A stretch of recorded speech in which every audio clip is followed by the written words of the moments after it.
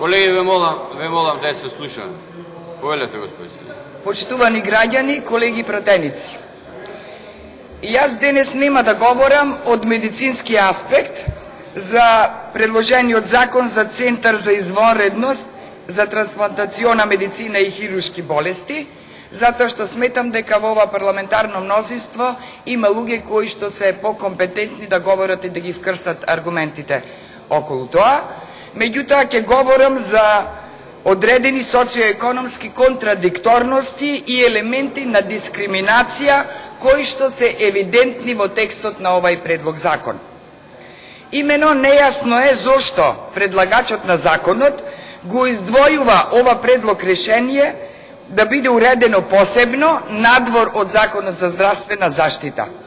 Имајќи во предвид дека Законот за здравствена заштита е основниот, фундаменталниот закон кој ги уредува прашањата кои се однесуваат на системот и организацијата на здравствената заштита и вршењето на здравствената дејност, тогаш симптоматично е зошто предлагачот на ова законско решение предвидува нов закон со кој наново ќе го уреди основањето, организацијата, делокругот на работа, начинот на вршење на работа и раководење со јавна здравствена установа, универзитетска клиника за трансплантација на органи, ткива и хируршки болести, како центар за извонредност во кој ќе се врши трансплантација и напредни хируршки интервенции, како и специфичности во правата, обврските и одговорностите на вработените во јавната здравствена установа, стручно усовршување и оспособување, награди и признанија, како и финансирање. Ваквите прашања во целост се уредени со Законот за здравствена заштита и тоа токму по предлог донесен од ова владеачко мнозинство. Во Законот за здравствена заштита е утврдено кои критериуми треба да ги исполнува здравствената установа за нејзино основање и вршење на здравствена дејност.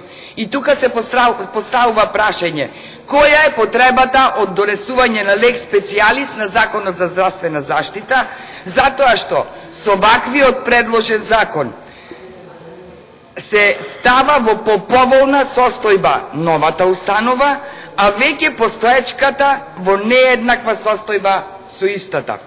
Иако сите имаат иста дејност, давање на здравствени услуги на пациенти кои се во центарот на вниманието на здравствениот систем.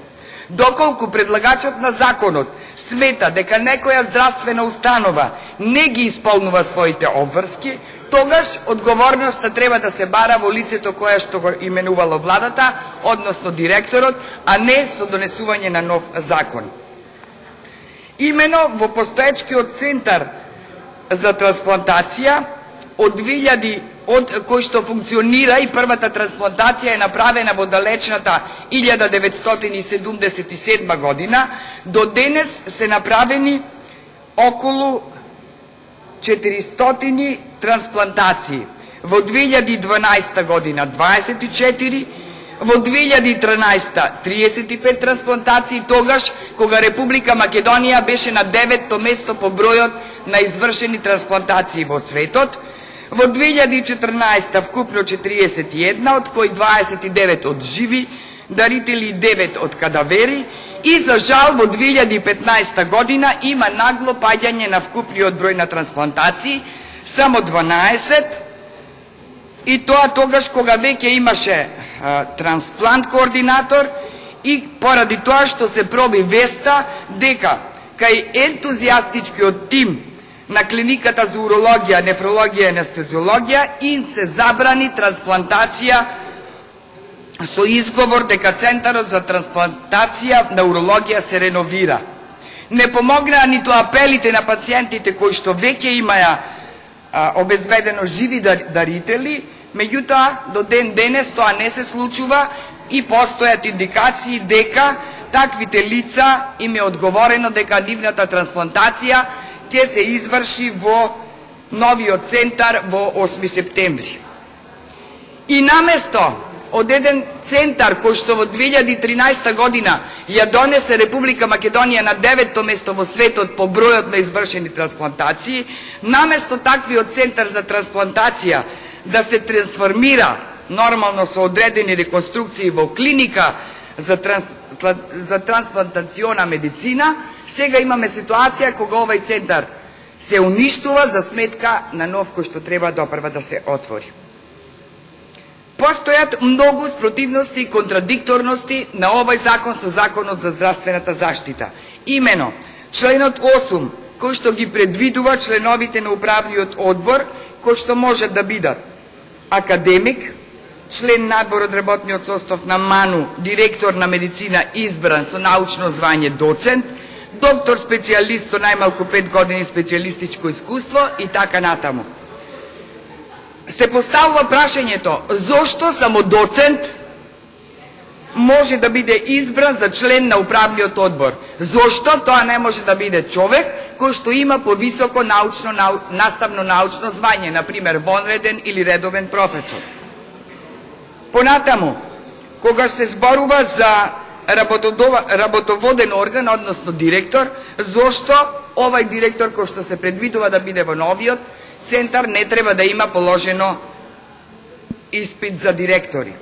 Понатаму, платите на вработените се утврдени со посебен колективен договор, подпишан помеѓу директорот на Универзитетската клиника за трансплантација и хируршки болести и синдикатот на вработените во истата.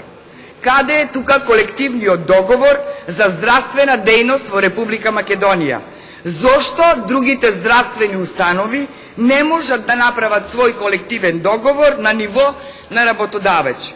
Зошто се дискриминираат останатите здравствени работници и соработници? Всушност, сите вие знаете за штрајкот пред неколку години, каде што, додуше за прв пат во историјата на Република Македонија, еден министер го забрани со закон и каде што истиот инсистираше колективниот договор да биде подпишан со репрезентативен синдикат. Понатаму, Универзитетската клиника за трансплантација и хируршки болести може да врши дејност ако во работен однос има најмалку 3 вработени доктори на наука од областа на медицината, од кои најмалку 2 избрани во звање редовно универзитетски професори во 2 избора или наставници од медицински факултет. Зошто и во овај случај поинакви, односно пониски критериуми и дискриминација со останатите клиники?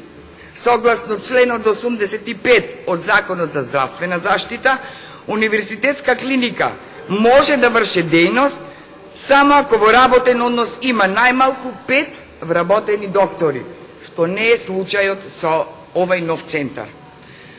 Колеги пратеници, во изминатите денови имавме контакти со врвни луѓе, доктори кои што последните 4-5 години се занимавале со оваа дејност, уролози, нефролози, трансфузиолози, анестезиолози, и во комуникацијата со нив дознаваме дека воопшто не се ниту консултирани, ниту запознаени со текстот на ова законско решение. Напротив, сите тие се чудо невидени, изненадени и збунети, како од називот на овој предлог закон, така и од текстот, кој што во најмала рака е социоекономски контрадикторен и може да предизвика големи штетни последици како потенцијал за инкриминирано делување. Благодарам.